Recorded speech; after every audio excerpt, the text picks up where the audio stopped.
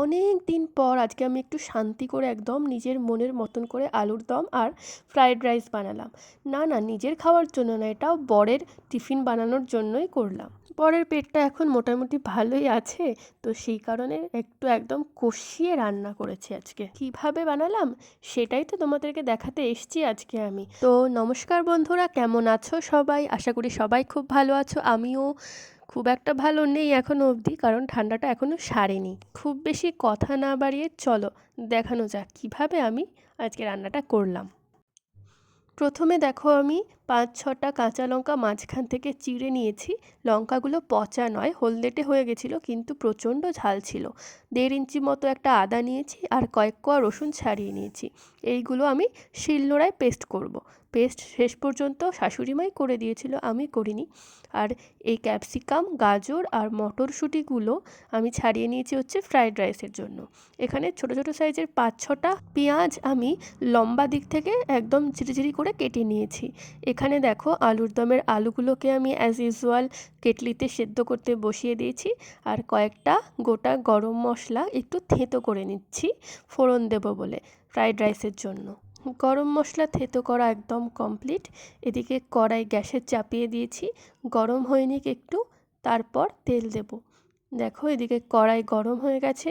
কড়াইতে একটু কালো কালো কিছু লেগে আছে, ওগুলো হচ্ছে কালো জিরে। এর আগে পেঁপে বটি রান্না করেছে মা, সেই কালো জিরেগুলোই কিছুটা লেগে আছে। সাদা তেল দিয়ে দিলাম। তেলটার পরিমাণটা অনেকটা বেশি হয়ে গেছিলো আজকে, সেটা আমি প্রথমে বুঝতে পারিনি, পরে গিয়ে বুঝলাম। সেই কারণে ঘিয়ের পরিমাণটা একদম অল্প দিতে পেরেছি। সবজি ছিল ভেবে আমি একটু বেশি করেই তেল দিয়েছিলাম, যাতে ভাজতে কোনো অসুবিধা না হয়। এই দেখো, গরম মশলাগুলো ফোড়নে দিয়ে দিয়েছি একদম গরম তেলের মধ্যে। এইবারে আমি সমস্ত সবজিগুলো একবারেই কড়াইতে ঢেলে দিলাম, কারণ সবগুলো সবজি যাতে সমানভাবে সেদ্ধ হয় সেই কারণে একদম সেম সাইজে আমি কেটেছিলাম। একটু ভালো করে সাঁতলে নেব কড়াইতে, তারপরে নুন দেব। যখন একদম নর্মাল ফ্রায়েড রাইস রান্না করেছিলাম সেদিনই আমি বলেছিলাম কেন একটু ভাজার পরে আমি নুন দিই। যারা যারা জানো না তারা গিয়ে ভিডিওটা দেখে নাও।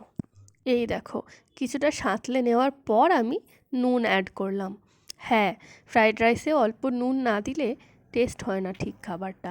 দেখো, এবার আমি এটা ঢাকা দিয়ে দেব, যাতে সবজিগুলো একটু ভালোভাবে সিদ্ধ হয় আর নুনটা ভালোভাবে ঢোকে।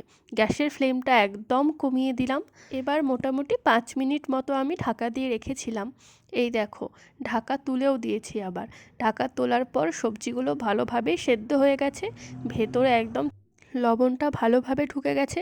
আর এই ঢাকা দিয়ে রাখার সময়টুকু আমি যেইটুকুনি ভাত দিয়ে রান্নাটা করব সেই ভাতটুকুনি আমি বেড়ে নিয়েছিলাম। এবার সেই ভাতগুলো দিয়ে দেব।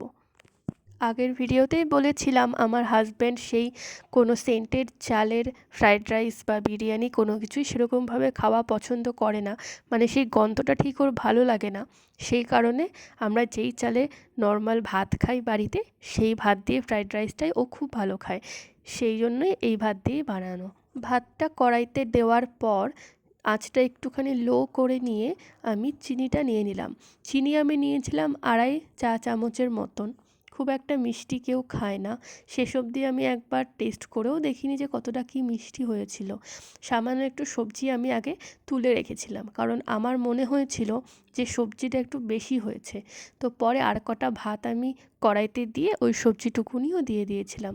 হিসেব মতো কিন্তু ভাত অনুযায়ী সবজি অনেকটাই বেশি হয়েছিল আজকে, আমার মনে হয়েছে। এবার আমি আমার অ্যারেঞ্জ করে রাখা চিনিটুকুনি এর মধ্যে দিয়ে দেব। চিনিটা দিয়ে ভাতটা একটু ভালো করে মিশিয়ে নেব, তারপরে ঘি আর গরম মশলা অ্যাড করব। চিনিটা দানা জাতীয় বলে গলে ভাতের সাথে সমানভাবে মিশতে একটু টাইম লাগে। সেই কারণে ফ্রায়েড রাইসটা বানানোর সাথে সাথে খাওয়ার পর কোনো স্বাদ পাওয়া যায় না সেরকমভাবে। মনে হয় যেন এক জায়গায় মিষ্টি বেশি আছে, এক জায়গায় কম আছে, কারণ গোটা চিনিগুলো পুরোপুরি গলে যায় না। তাই গরম অবস্থাতেই ফ্রায়েড রাইসটা একটুখানি সময় ধরে নামিয়ে রাখলে পরে চিনিটা ভালোভাবে মিশে যায়। সামান্য একটু ঘি আমি দিয়েছি, তার কারণ আগেই বলেছি তেলের পরিমাণটা অনেকটা বেশি হয়েছিল, তোমরা হয়তো ভিডিওতে দেখেই বুঝতে পারছো। এরপরে আমি দিয়ে দেব একদম সামান্য পরিমাণ গরম মশলা। খুব বেশি গরম মশলা এই বাড়িতে কেউ খায় না, সবাই নাকি গরম মশলা খেলে গলা জ্বলে। আমারও যে গরম মশলা খুব একটা ভালো লাগে তা নয়, শুধু জাস্ট সেন্টের জন্য একটুখানি দিয়ে নিই। এইবার দেখো আমার ফ্রায়েড রাইস একদম কমপ্লিট। আমি ছোট একটা গামলার মধ্যে নামিয়ে রেখেছি। ওই যে বললাম চিনিটা ভালোভাবে মিশতে একটু টাইম লাগবে, সেই কারণে ভালোভাবে ঢেকে রেখে দিলাম। এইবার আমি আলুর দমের জন্য কড়াইতে তেল দিয়ে দিলাম। আগের রান্নাটা করেছিলাম আমি সাদা তেলে, এইবার রান্নাটা করব আমি সর্ষের তেলে। আমাদের বাড়িতে আগে সাদা তেলেই বেশি খাওয়া হতো, কিন্তু ইদানিং সর্ষের তেলই বেশি খাওয়া হয়, কারণ সাদা তেলের থেকে সর্ষের তেলের ফুড ভালো কিন্তু অনেকটাই বেশি। এই দেখো আমি আলুগুলো সেদ্ধ করে ছড়িয়ে নিয়েছি। এইবার অ্যাজ ইউজুয়াল আমি গোটা জিরে ফোড়ন দিয়ে দিলাম। আজকে আর শুকনো লঙ্কা দিইনি, তার কারণ রোজ রোজ সেম ফ্লেভার ভালো লাগবে না, আজকে একটু অন্যরকম ফ্লেভার হোক। এবার আলুগুলোতে আমি সামান্য নুন আর হলুদ দিয়ে একটুখানি ভেজে নেব, যাতে আলুগুলোর ওপর দিকটা একটু ভাজা ভাজা হয়ে যায়। আদা রসুন আর কাঁচা লঙ্কাটা আমি ভেবেছিলাম শিলনোড়ায় বাটবো, আমার খুব ভালো লাগে শিলনোড়ায় মশলা বাটতে, কিন্তু মা বলল আমি বেটে দিচ্ছি, সেই কারণে আমি আর না করিনি, মাই বেটে দিয়েছে। এবার এই বাটাটা আর এই পেঁয়াজ কুচিগুলো একসাথে আমি দিয়ে দেব। অত বেশি সময় নেই যে অল্প অল্প করে দিয়ে রান্না করব, এইটুকুনি তো আলুর দম করব। এইটা দেখো, এটা হচ্ছে জিরে গুঁড়ো আর ধনে গুঁড়ো মিক্স করা মশলাটা আমি 1 চামচই দিয়ে দিয়েছি। খুব বেশি ফ্লেভার ওনার পছন্দ নয়, আর ও একটু কষা কষা করে আলুর দম খায়, আর কষা আলুর দমে বেশি মশলা দিলে আবার তরকারিটা একটু ঝাঁঝালো টাইপের হয়ে যায়। সামান্য একটু কাশ্মীরি লঙ্কার গুঁড়োও আজকে অ্যাড করেছি। ওই যে বললাম আজকে মনের মতন করে রান্না করেছি, কালারটা আমার শেষ পর্যন্ত ভীষণ পছন্দের হয়েছিল। একটুখানি কাশ্মীরি লঙ্কার গুঁড়ো দিলে যেন রান্নার কালারটা এতখানি চেঞ্জ হয়ে যায়, মানে ওটা দেখেই যেন লোভনীয় লাগে একদম। দেখো কালারটা কি সুন্দর এসছে, জানি না কার কেমন লাগবে, কিন্তু আমার তো ভীষণ পছন্দের হয়েছিল। ও আর একটা কথা, এত বড় বড় পিস হলে না আলুর মাঝখানগুলো একটু সেদ্ধ করার আগে ফুটো করে দিলে ঝোল মশলাটা ভালোভাবে ঢুকে যায়, আর আলুগুলো খুব সুন্দরভাবে গলে যায়, আর খুব টেস্টি হয় খেতে। এই দেখো, এটা হচ্ছে আমার বরের জন্য স্পেশাল কষা আলুর দম। আর আলুর দমের ঝোলটা খেতে তো আজকে আমার খুবই ভালো লেগেছিল, কষাটাও খেতে খুব ভালো লেগেছিল।